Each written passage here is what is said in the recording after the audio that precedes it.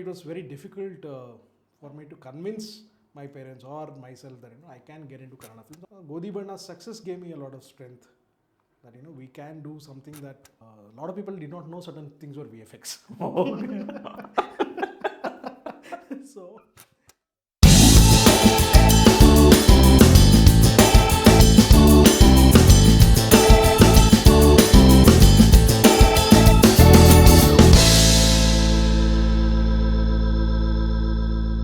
Hi Hemanth, welcome to Krishna Tales. Thank you so much. ನನ್ನ ಒಂದು first YouTube channel ಇದು ನೀವು guest ಆಗಿ ಬಂದಿರೋದು. I am so happy, I am so glad. So thank you for being here. Thank you for calling me.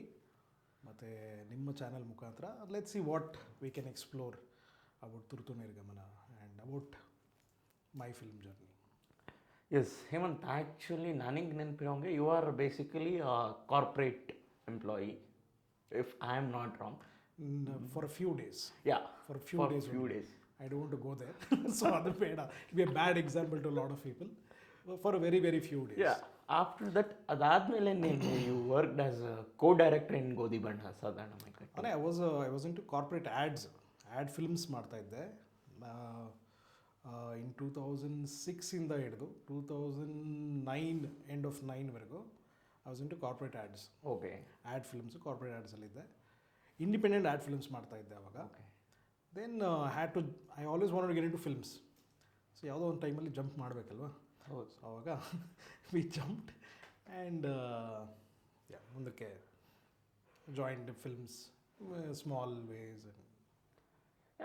If I'm not wrong, Godi Banna Sadhana Maikatti was your first film as an associate director, right? Godi Banna Sadhana as a co-director. Co-director. That was my first film. Before that, we did. We were planning to do Love Churmuri anta. It didn't take off. Okay, fine. But yeah, we worked extensively. ಅದಾದಮೇಲೆ ಗೋದಿ ಬಣ್ಣ ಶುರು ಮಾಡಿದ್ದು. 2016 it released. Sir ಗೋದಿ ಬಣ್ಣ co-director work ಮಾಡಿದ್ರಿ. So ಅದಾದಮೇಲಿಂದ you started to writing story of Thurthu Nirgamana. So ಈಗ ಸಿನಿಮಾನೂ ರಿಲೀಸ್ ಆಗಿದೆ. ಸೊ ಒಂದು ಸತಿ ಹಿಂದೆ ತಿರುಗಿ ನೋಡಿದಾಗ what you feel from corporate ad ಶೂಟಿಂದ ಹಿಡಿದು ಈಗ you are an independent film maker. So just one or two sentences. If I look back from my corporate film time to ad films time to now, in terms of journey, it's been the same. Like any other filmmaker, ಯಾವ ಥರ ಒಂದು ಏಳು ಬೀಳು ಇರುತ್ತೆ ಅದು ನನಗೂ ಆಗಿದೆ. I don't want to exaggerate on that. Films was something that I always wanted to be. Corporate films agli, ad films agli, it was just an excuse for me to be in that sphere. Okay, cinema film making sphere ಅಲ್ಲಿ ಇರಬೇಕು ಅಂತ. But I didn't have the courage to tell at home or tell myself that I can be a filmmaker. ಆವಾಗಿನ ಕಾಲದಲ್ಲಿ ನಮ್ಮ ಟೈಮಲ್ಲಿ there was ಇವಾಗಿನ ಥರ digital age ಇರಲಿಲ್ಲ. Where anybody can go out. It was around year 2015, 2015. So yeah. So our time it was very difficult for me to convince my parents or myself that I can get into Kannada films. And also namge the very few gateways irta to get into the industry. Exactly. So my dear friend Hemanth was there, who was also working in films. So he approached me for Love Churmuri anta avaru ಮಾಡಬೇಕಾಗಿತ್ತು. So then we got into that. I thought, okay, that's a slightly more a conducive environment because I know him personally, I know him as a friend. Okay. So I got into films. Then Love Churmuri and Godi Banna gave me the confidence. Oh yes, cinema writing allo namge we can do it. It's ತುಂಬಾ ಅಜಗಜಾಂತರ ಇಲ್ಲ ಅಂತ. Because ad films, corporate films, they have their own way of doing. ಅಂದರೆ ಹೆಂಗೆ ಹೇಳ್ತಾರೆ, cinema ಅಂದರೆ ಒಂದು ಸ್ವಲ್ಪ ಅನ್ಪಾಲಿಷ್ಡ್ environment ಇರುತ್ತೆ. ಸೊ ಅದಕ್ಕೆ ನಾವು ಅಡ್ಜಸ್ಟ್ ಆಗ್ತೀವ, ಆ ಥರ ಟೆಕ್ನಿಷಿಯನ್ಸ್ ಇದ್ದಾರೆ ಅಂತೆಲ್ಲ ಡೌಟ್ಸ್ ಇತ್ತು. Exactly. But then I understood there are people like that, there are like minded people, we can work ಅನ್ಸೋ. ದೆನ್ ಲವ್ ಚುರ್ಮರಿ ಆಯಿತು, ಗೋಧಿ ಬಣ್ಣ ಆಯಿತು. Then Godhi Banna success gave me a lot of strength that we can do something that ಏನಾದರೂ ನಾವು ಅಂದ್ಕೊಂಡಿರೋ cinema ಮಾಡ್ಬೋದು ಇಲ್ಲಿ ಅಂತ ಒಂದು it gave me a lot of confidence. That is when I took the leap or gained the courage to do a film like Turtu Nirgamana. Oh great. Writing ಡಿಪಾರ್ಟ್ಮೆಂಟಲ್ಲಿ work ಮಾಡಿದ್ರಾ ಈ loud ಚುರುಮುರಿ ಆಗಿ ಗೋಧಿ ಬಣ್ಣ? ಓ Writing is my forte. Writing is my strength. So I'm first a writer, then everything else. Everybody almost ಎಲ್ಲರೂ ಅಷ್ಟೇ ಅಲ್ವಾ sir? Yeah. There are people who just direct, who like direction is the main forte. Yeah. But I believe that writer ಆಗಿ ಬರಬೇಕು. Because ಇವಾಗ if you see ರೈಟರ್ಸ್ಗಿರೋ writers ಕೊಡೋವಂಥ credibility ಆಗಿ credit ಕೊಡೋದೇ ಒಂದು ಇನ್ನೂ ಸಿಚುವೇಶನ್ನೇ ಅರೈಸ್ ಆಗಿಲ್ಲ ಇಲ್ಲಿ ನಮ್ಮಲ್ಲಿ. ಸೊ ರೈಟರ್ಸ್ನ ಬೆಳೆಸೋವಂಥ ಒಂದು ಎನ್ವಿರಾನ್ಮೆಂಟೇ ಇಲ್ಲ. So eventually every director becomes a writer of sorts. So I also begin as my comfortability is in writer, as a writer, you know. Into the film Thurthu Nirgamana ಹೋಗೋಕ್ಕಿಂತ ಮುಂಚೆ ನಾನು ಕೇಳೋದು ನಿಮ್ಮ ಥಾಟ್ ಪ್ರಾಸೆಸ್. ತುರ್ತು ನಿರ್ಗಮನ ಅದಕ್ಕೆ ಆಮೇಲೆ 2 ಕ್ವಶನ್ಸ್ ಇದೆ. ತುರ್ತು ನಿರ್ಗಮನ ಆಮೇಲೆ ಬರ್ತೀನಿ. ಸೊ ಈ ಥರದ್ದೇ ಒಂದು ಜಾನರ್ ನೀವು ಮಾಡಬೇಕು, kind of a scifi. It's quite related to scifi and time travel. It's in between that if I am not wrong. So ಈ ಥರ ಒಂದು ಜಾನರ್ ಮಾಡಬೇಕು, ಕನ್ನಡ ಸಿನಿಮಾನೇ ನಮ್ಮಲ್ಲೇ ಈ ಥರದ್ದು ಮಾಡಬೇಕು ಅಂತ ನಿಮಗೆ ಥಾಟ್ ಪ್ರೋಸೆಸ್ ಅಥವಾ ನಿಮ್ಗೆ ಪ್ರವೋಕ್ ಆಗಿದ್ದು ಏನು ಅಂತ? ಅಂದರೆ from my childhood I always ನನಗೆ VFX ಹೆವಿ ಫಿಲ್ಮ್ ತುಂಬ ಇಷ್ಟ ಆಗೋದು. ಓಕೆ. ವಿಜುವಲ್ ಎಫೆಕ್ಟ್ಸ್ ಅಂದರೆ ಅವಾಗ ಡಿಸ್ಕವರಿಯಲ್ಲಿ they has to show behind the scenes of lot of films. ಇದೇನಿದು blue colour screen, green screen ಅಂತ ಅಷ್ಟು always wonder. So and Jurassic Park was the Steven Spielberg, he is my guru for everybody, so when ಅಂದರೆ ಆ ಥರ ಸಿನಿಮಾಗಳು when it explored on the silver screen, I'm like this is what you have to watch on big screen ಅಂತ ನನಗೆ ಅನ್ಸೋ as a kid. So that always mesmerised me. Okay.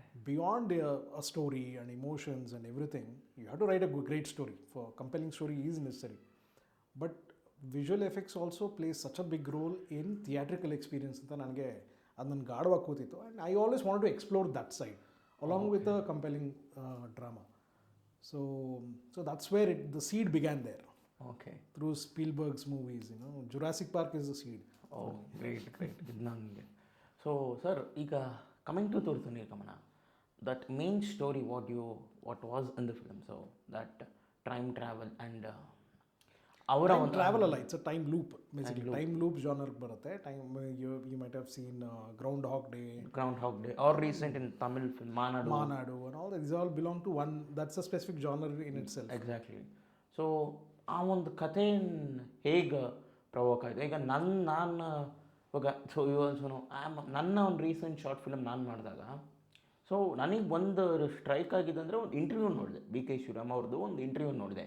ಆ ಒಂದು ಇಂಟರ್ವ್ಯೂಲ್ಲಿ ಅವ್ರು ಹೇಳಿದ್ದು ಒಂದು ಪಾಯಿಂಟೇ ನನಗೆ ಪ್ರವೋಕ್ ಆಗಿದ್ದು. ಸೊ ಆ ಒಂದು ಪಾಯಿಂಟಿಂದ ನನ್ನ ಕತೆ ನಾನು ಬರ್ಕೊಂಬಂದಿದ್ದು. ಸೊ ಹಾಗೆ ತುರ್ತು ನಿರ್ಗಮನ ಒಂದು ಲೈನನ್ನು ಬರೆಯೋಕ್ಕೆ ನಿಮಗೆ what did it provoke to write line of story line of Thurthu ನಿರ್ಗಮನ?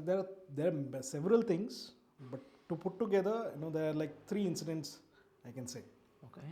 One is that I was 2006 and I was very busy in ad films agli up until 2012 vergo.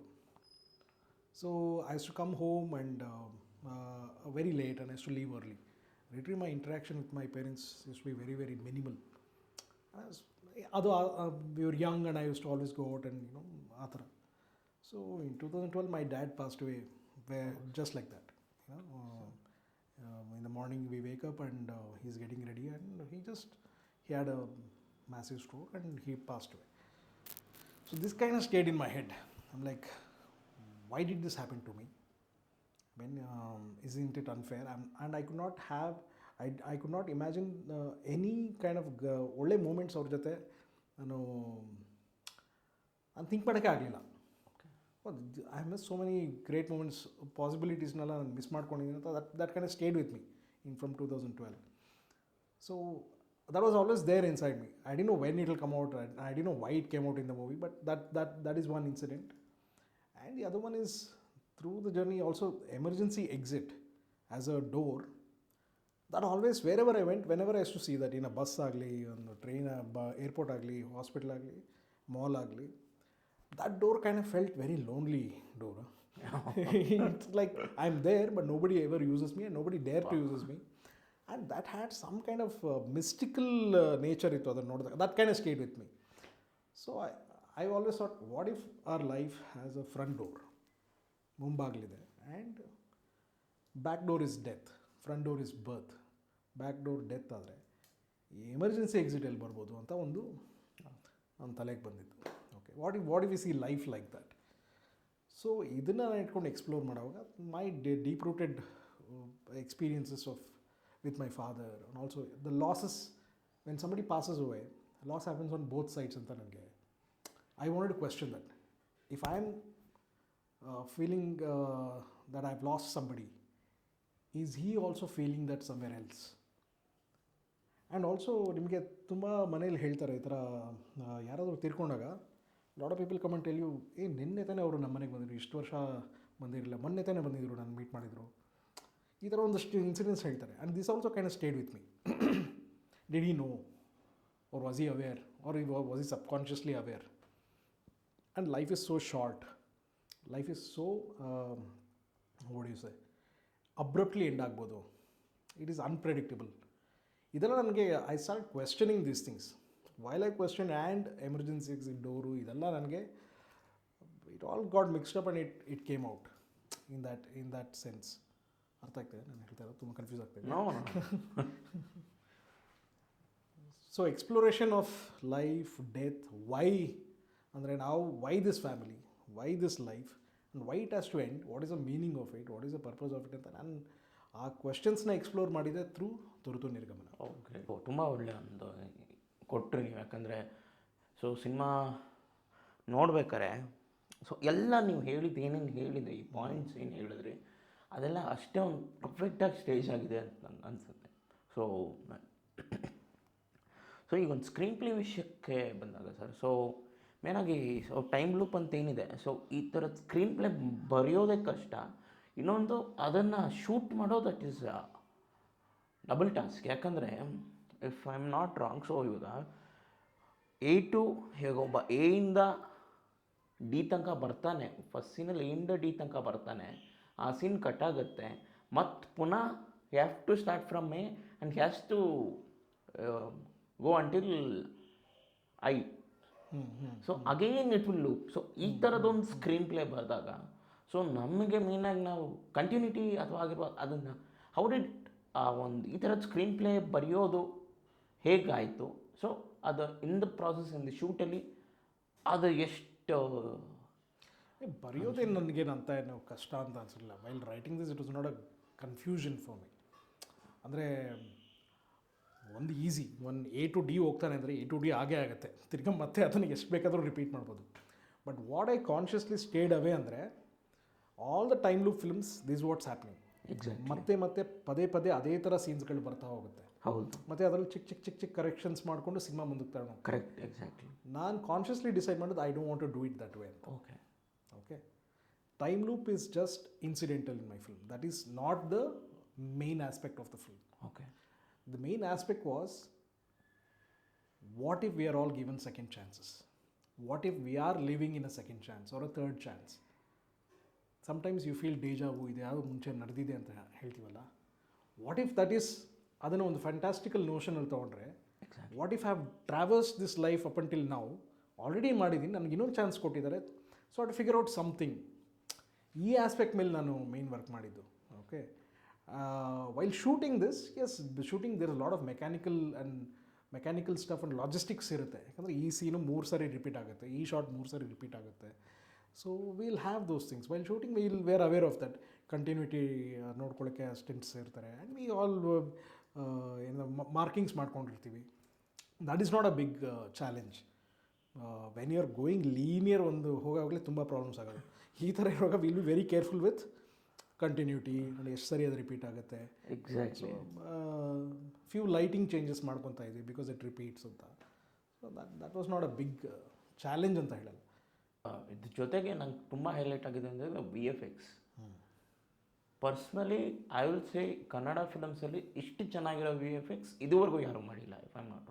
ಯಾಕಂದರೆ ಇಟ್ ಇಸ್ ಸೋ ರಿಯಲಿಸ್ಟಿಕ್ ಆಗಿ ಅನ್ಸುತ್ತೆ. ಸುಮ್ಮನೆ ಏನೋ ಗುರು V F X ಮಾಡಬೇಕು ಅಂತ ಮಾಡಿದ್ದಾರೆ ಅಂತ ಒಂದು ಫ್ರೇಮಲ್ಲೂ ಅನಿಸಿಲ್ಲ. It was so realistic. So ಅದೊಂದು I just want to have compliment. Thanks, and also that also becomes a problem sometimes. Okay. VFX being so real, a lot of people did not know certain things were VFX. So, like we especially there is a song Joru Joragi, which happens inside a planetarium. Many people did not know it was a VFX ಅಲ್ಲಿ ಮಾಡಿರೋದು. ನಿಜವಾದ ಪ್ಲಾನೆಟೇರಿಯಂ ಏನೋ shoot ಮಾಡ್ಕೊಂಡ್ಬಂದಿದ್ದೀರಾ, ಚೆನ್ನಾಗಿ ಮಾಡಿದ್ದೀರಾ ಅಂತೆಲ್ಲ ಹೇಳ್ತು. And I told them VFX, ಹೌದಾ ಅಂತ ನಮ್ಗೆ ಗೊತ್ತೇ ಆಗಲಿಲ್ಲ ಅಂತ. So lot of places like that are there. That is sometimes VFX ಅಷ್ಟು ಮಾಡಿದ್ರ ಅಂತಲೂ ಕೇಳ್ತಾರೆ ಒಂದಷ್ಟು ಜನ. Exactly. And also VFX is something that ನಾನು ಹೇಳಿದೆ ನಿಮ್ಗೆ ಮುಂಚೆನೇ ಹೇಳ್ದಂಗೆ, like I really like that aspect of ಅದು ಸಿನಿಮಾ. ಜಸ್ಟ್ ಅದನ್ನು ಇಮೋಷ್ನಲಿನೂ ಅದು ಎನ್ಹ್ಯಾನ್ಸ್ ಮಾಡಬೇಕು VFX. So that's how I wanted to use VFX in my film also. One, it has to give you a theatrical experience, also enhance the film's emotions also. Okay. So it should not distract you away from the story that is moving forward.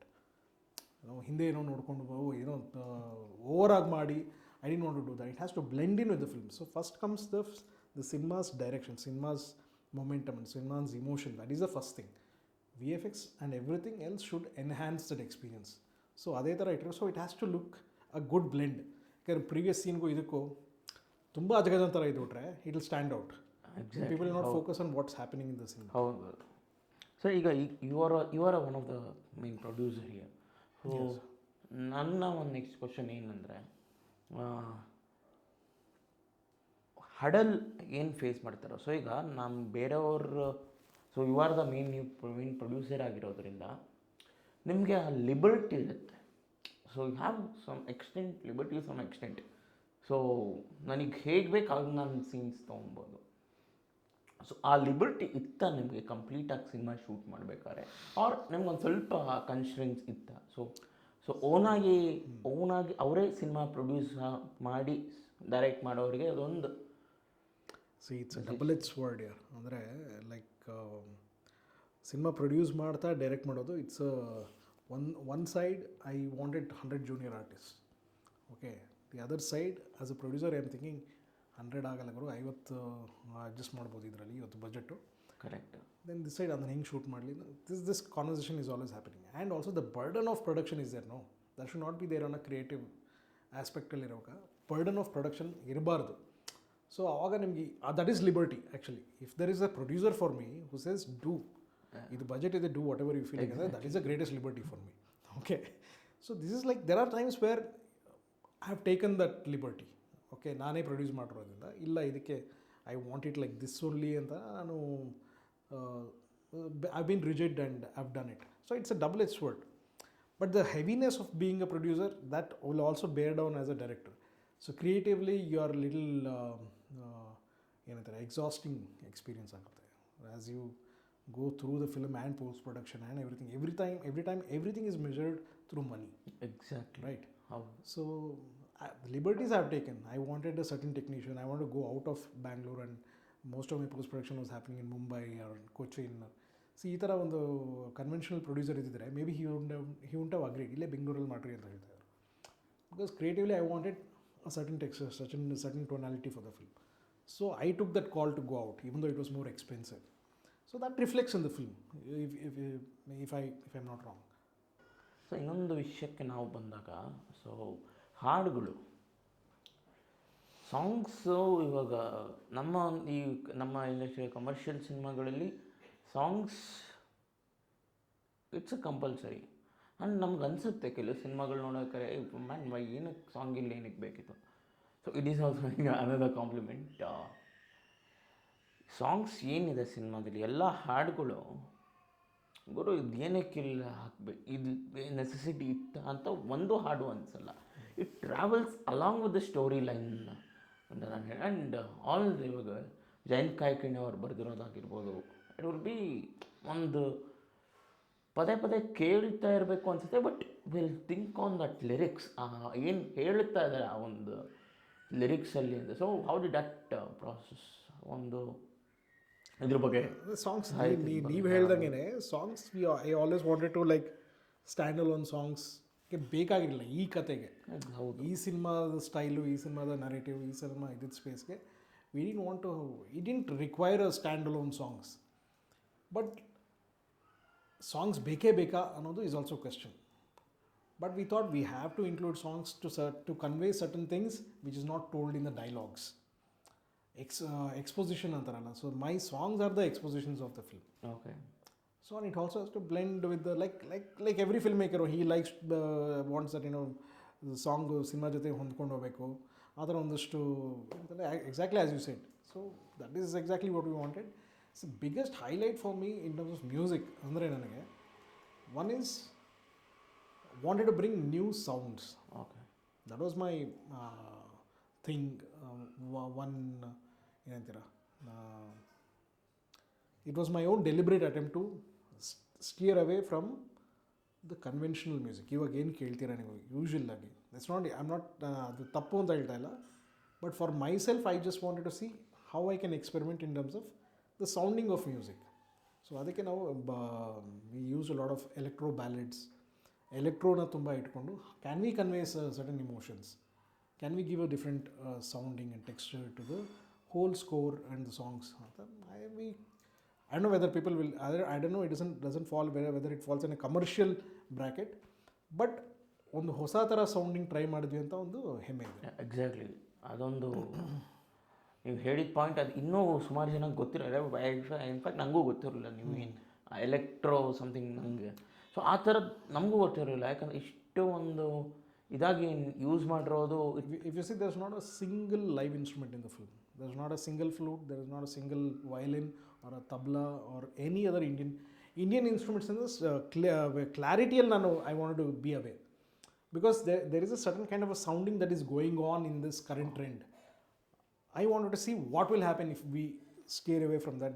ಬೇರೆ ಥರ ಒಂದು texture ತಂದರೆ ಏನಾಗ್ಬೋದು ಅಂತ ಒಂದು ಎಕ್ಸ್ಪೆರಿಮೆಂಟಲ್ಲೇ ಮಾಡಿದ್ವಿ. ನನಗೆ ಹೀಗೆ ಮಾಡಿದ್ರೆ ಹಿಂಗಾಗುತ್ತೆ ಅಂತ ಗೊತ್ತಿರಲಿಲ್ಲ. Through an experimentation only we went ahead. Okay. ಒಂದು ಸಿಂಪಲ್ ಕ್ವೆಶನ್ ನಾನು ಕೇಳೋದು, ವೈ ಶುಡ್ ಪೀಪಲ್ ವಾಚ್, ದೋಸ್ ಹು haven't watch, why should people watch ತುರ್ತು ನಿರ್ಗಮನ? ದಟ್ಸ್ ಎಂಥ ಕ್ವೆಶನ್ ಕೇಳಿದಿರಂದರೆ ಯಾರೂ ಆನ್ಸರ್ ಮಾಡೋಕ್ಕಾಗದೇ ಇರೋ ಕ್ವೆಶನ್ ಅದು. ಅಲ್ಲ, ಜಸ್ಟ್ ನಿಮ್ಮ ಒಂದು ಪರ್ಸ್ಪೆಕ್ಟಿವಿಂದ ಹೇಳೋದಾದರೆ, see, if you're a person who watches a movie for something that I want to experience, something that I want to ಅಂದರೆ ಸಿನಿಮಾ ನೋಡುವಾಗ ನಾನು it has to have an conversation with you and yourself ಇರುತ್ತಲ್ಲ. If you want that kind of experience and if you want to stay away from your regular masala entertainers, ತಪ್ಪಂತ ಹೇಳ್ತಾ ಇಲ್ಲ, but you wanted some more depth and conversation with your own self, reflection ಅಂತ ಹೇಳ್ತಾರೆ, introspection, reflection, ಈ ಥರ you want to have that kind of experience ಅಂದರೆ ತುರ್ತು ನಿರ್ಗಮನ is a film that there is a lot of introspection. It will cause a lot of introspection, reflection on life and yourself, and it will stay with you. It will have a haunting experience even after the movie, after watching the movie. So it will have a spiritual experience. Exactly, yeah. So ಒಂದು basic ನಾನು ಇದನ್ನು this is a format which I final ಆಗಿ ಎಲ್ಲರ ಹತ್ರ ಇದೆ ಕೊಡು. So you are also a film maker. So what are your 5 favourite films? So inspire films ಅಂದರೆ ಈ ಸಿನಿಮಾ ನೋಡಿ ಗುರು ನಾನು ಈ ಥರದ ಸಿನಿಮಾ ಮಾಡಬೇಕು, ಆರ್ ಇವಾಗ ಒಂದು ಕಡೆ ಮಿಷ್ಕಿನ್ ಹೇಳ್ತಾರೆ, ಒಂದು ಕಡೆ ದೇವರ ಮಗನ್ is a text book for him, because ಅವ್ರು ಯಾವುದೇ ಒಂದು ಸಿನಿಮಾ, ಅವರು ಮಿಷ್ಕಿನ್ ಅವ್ರು ಯಾವುದೇ ಸಿನಿಮಾ ತೊಗೊಂಡ್ರಿ, so he will write structure of ದೇವರ ಮಗನ್. ಸೊ ಆ ಒಂದು ಸ್ಟ್ರಕ್ಚರನ್ನು ಬರ್ಕೊಂಡು ಅವರ ಕತೆಗೆ ಅದನ್ನು ಅಡ್ಯಾಪ್ಟ್ ಮಾಡ್ಕೊತ ಹೋಗ್ತಾರೆ. ಸೊ ಪ್ರತಿಯೊಂದು ಒಂದು ಸಿನಿಮಾ ಒಬ್ಬರು ಫಿಲ್ಮ್ ಮೇಕರ್ ಎಷ್ಟು ಒಂದು ಇಂಪ್ಯಾಕ್ಟ್ ಆಗಿರುತ್ತೆ. ಸೊ ಹಾಗಾಗಿ ನಿಮಗೆ ಬಂದಾಗ, so what are your 5 top films? Top of my head, films which has innovation and good human drama is something that draws me in. Okay, so as I told you, Jurassic Park antu ಹೇಳಿದೆ ನಿಮಗೆ. Spielberg movies definitely, because it's the way he structures it, and every scene is always beginning. ನನ್ನ ಫಿಲ್ಮಲ್ಲೂ ಅದು ಒಂದು caption ಹಾಕಿದ್ದೀನಿ. His ಫಿಲ್ಮ್ಸಲ್ಲಿ ಒಂದು scene ಆದಮೇಲೆ ಇನ್ನೊಂದು scene there is always such eventful ಆಗಿರುತ್ತೆ. Even though it doesn't have to be in the commercial ಚೌಕಟ್ಟಲ್ಲಿ ಇಲ್ಲದೇ ಇದ್ರೂ there is so many things there is happening. So I like that aspect of Spielberg and also lot of technicalities how it does. So Jurassic Park ಆಗ್ಬೋದು, 15 Park Avenue ಅಂತ ಒಂದು Hindi cinema ಇದೆ. That's also kind of stayed with me when I watched it. That was the first film which I watched which was away from the commercial sphere. ಒಂದು art house cinema or parallel cinema ಝೋನಲ್ಲಿ ನೋಡಿ that had a huge impact on me. And also Dweepa, which ನೋಡಿದಾಗ it was a science fiction film for me. It was ಆ ಥರ Dweepa Kasaravalli sir Dweepa. It was that mean ಆ ಥರ ಒಂದು ಸಬ್ಜೆಕ್ಟ್ನ ಹೀಗೂ ಹೇಳ್ಬೋದಾ ಅಂತ ಒಂದು that was there. And many films, 10 film ನಾನು ಬೇಕಾದರೆ ಹೇಳ್ಬಿಡ್ತೀನಿ ನನಗೆ ಇನ್ಫ್ಲುಯೆನ್ಸ್ ಆಗಿರೋದು. Okay. And your usual suspects, Seven, these kind of cinemas also influence me. So I like a film which has mixture of both, which has human drama and also which has impactful events. E combination tarodu I want, and that is the kind of films I want to do. So thank you so much for being here with me. It was great talking to you. Turtu Nirgamana is on Amazon Prime. So ಯಾರ್ಯಾರು ನೋಡಿಲ್ವೋ you can watch and experience it yourself. Because ಅದು ನಾನು ಅಥವಾ sir ಹೇಳಿ it should ನೀವೇ experience ಮಾಡಬೇಕು ಅದನ್ನು.